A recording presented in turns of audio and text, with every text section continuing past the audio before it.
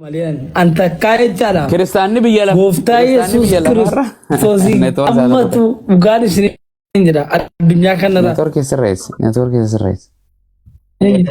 isaati maal dhagaa jira waan jedhe kiristaanonni amantoonni kiristaanonni warri wangeela harkaa qabu akka waaqayyoon waaqessutti hin jirre ragaa sii kennu isin iddoo tokkotti dubbitu kaa ustaas rakkoo keessan iddoo tokkotti barbaadee iddoo lamaa si dubbisayyee bakki barbaade sana quraana moo wangeela Sakamin isaan dubbisan iddoon takkitti dubbisan iddoo wangeelaati moo iddoo quraanaatiin dubbisa iddoo wangeelaa dubbistu garuu okay fakkeenyaaf ati Yesuus Kiristoos gooftaa ta'uu wangeela guutuun akannita moo bakka tokko akannita Mare bakka baay'ee isin kenna maakamitti iddoo tokko duwwaa isin no ragaa namaa kan barbaraan gooftaan wangeelu kun keewwata qabaa miti boqonnaa fi keewwata lakkoofsa qabaa mi akkas okay yoo Yesuus Kiristoos gartee gooftaadha kan jedhu ragaa naa kan jedhe wangeela guutuun haa dubbistamoo keewwatuma tokko keeyyata tokko dubbisa sama garuu keeyyata tokko haa ta'u malee keeyyata garaagaraa haa ta'u jedhe no tokkuma naa kan jedhe maali kanaas naa dubbiste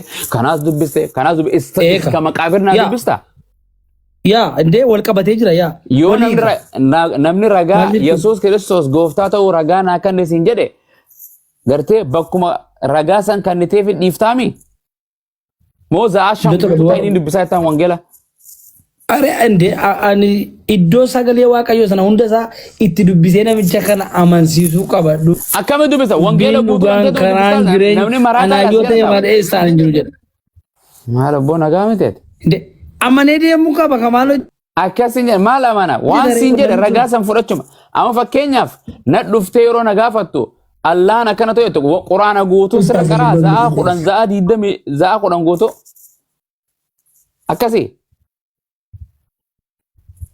sigale na marre de mar waan bira mai le iddo tokko duwaan inni istan kan me kanatti fiddanii suurri no ragaa bakka takana kan naan jettu bakka qudan sikannan ragaa tokko na kan ni Muhammad ergama toyo naan jette Qur'ana guutuu sira dubbisa tayin sin jedha no akkasi maali Okay, akamin sigura gusme ragayo na gafatte Muhammad ergama kan jedhu Qur'aana rana kan nette bakkuma ergama jedhu san si kanneen cufadhaami akkasuma garuu iddoo tokko dhaatee cufachuun keessuni fakkeenyaaf jechaadha ati isa sanatti waan amanteertu immoo sagalee waaqayyoo keessatti iddoo biraatti fakkeenyaan barsiifame fakkeenya natti dhufta bara waan immoo natti dhufta nat dhufteeti ragaa Qur'aana ra Muhammad ergamaadha kan jedhu naa kanneen naan jetta keewwata na Muhammad ergama jedhu si dubbiseetiin dhiisaami Kas. Allake okay Yesuus Kiristoos karaadha jireenya eenyu kan jedhu naa kan yoo namni sin jedhe boqonnuma san dubbistee fi argisiiftamu agarsiiftu akkas bakka sanuma si gaafate okay tole anoo wangeeluma keetirraa akka kiristaanonni waaqayyoon hin waaqeessine hin saganneef yoon sii kannee akka atiin kun kaleessa arraas borums gartee waaqayyoon akka waaqeessine sii kannu Are ayoomiyyu amma iddoo ustaas iddoo dhibbanaa laaddanii takkalee randaan baafate ana osuma diddanii wangeela dirqiti si fudhachiisaa bar viidiyoo tokko dhugaara dhufrati dhugaara osuma isin diddanii dirqiti si fudhachiisa yoomillee ustaas hin argita ani du'ee bada malee you ready okay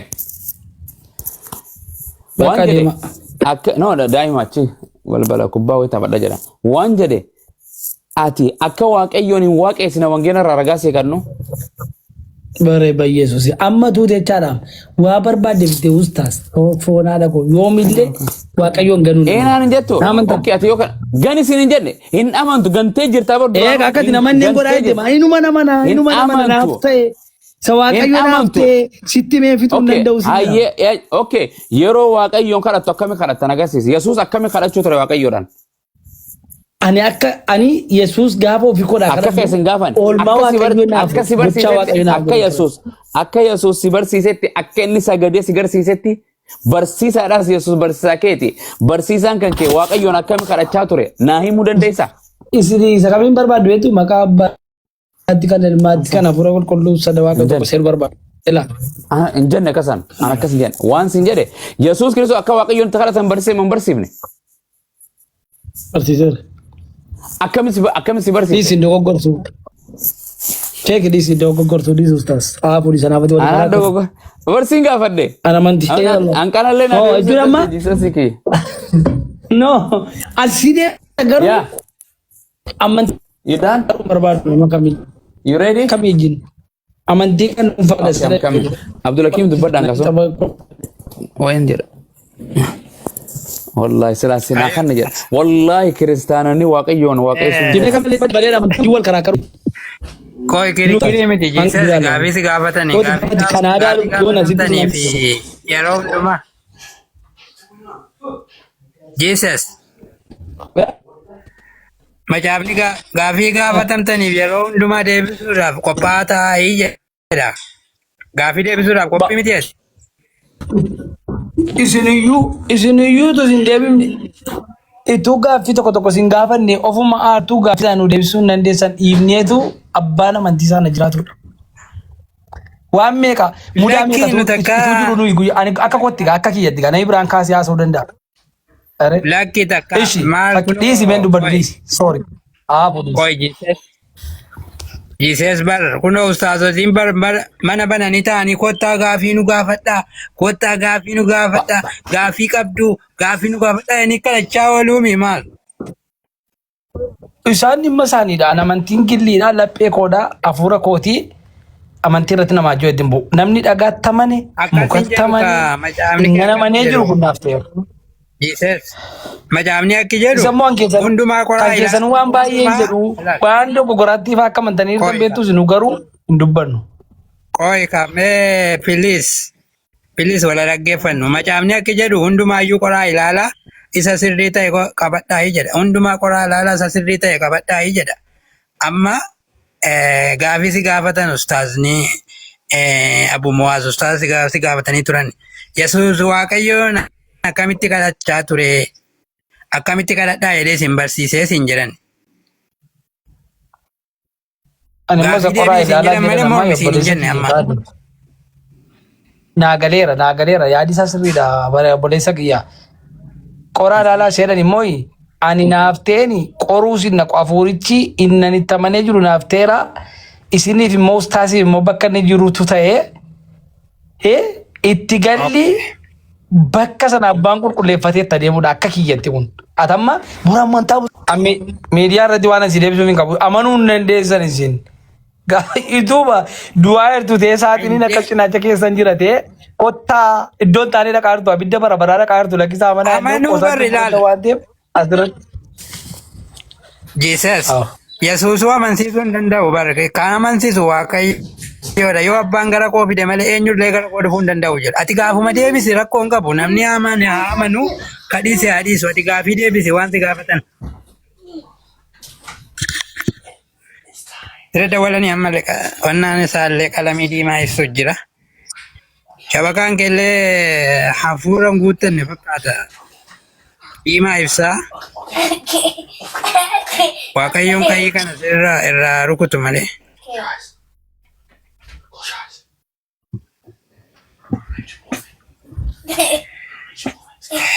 Okay, yaa jamaa mana. Dhiisaa bakka kanarra rakkisuun hin barbaachisu.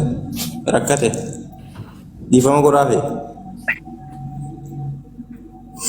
Isa nu gaafanne dhiiftee Yesuus akkamitti Waaqayyoon kadhadhaa jedhee sin barsiise ni gaafatame inni ammoo Yesuus karaa dhugaa eenyutu Yesuus karaa isaan jedhe. Yesuuseen nu karaa miti siin jedhe.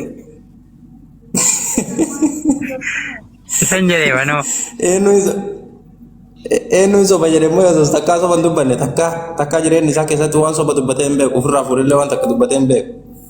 Jireenya eessa jireenya warra Israa'elootati warra jaarraa saniiti. Waan nu silaa isaanitti lallabuu qabnu jarri nutti achees lallaban faallaa. Maammee Yaa. ana waan gaafii nattu tokko beekte Ayyee. ummanni kun dubbisee hubatee dhufamoo itti manii ennaa callisee dhufa jedhee bara. Osoo dubbisanii bara akkatti rakkatanii. Wallaahi osoo dubbisanii akkatti rakkatan. Dikti ati amma ijaan agarsiifte si hiikasiin jedhe hin saalfatu. Uuma amma ati ijaan agarsiifte. Waan ati baafteef naa baasi waan akkas jedhu hin jira jedhee dura lubbuutti si dhufa. Wayita ati baafteef si hiikasiin jedhan saalfatu. ulfaataadha beektee maqaa namaa asirra yeroo dubbista fakkeenya Abdul Hakimii kana Abdullaa jedhee dubbisa. Maa sirreesseen dubbistu jettee gaafatte maqaa arabaa ati kun ka maqaa arabaan namaan galudha maqaa Oromootii miti si jedha. Waliin saalfanne wallahi.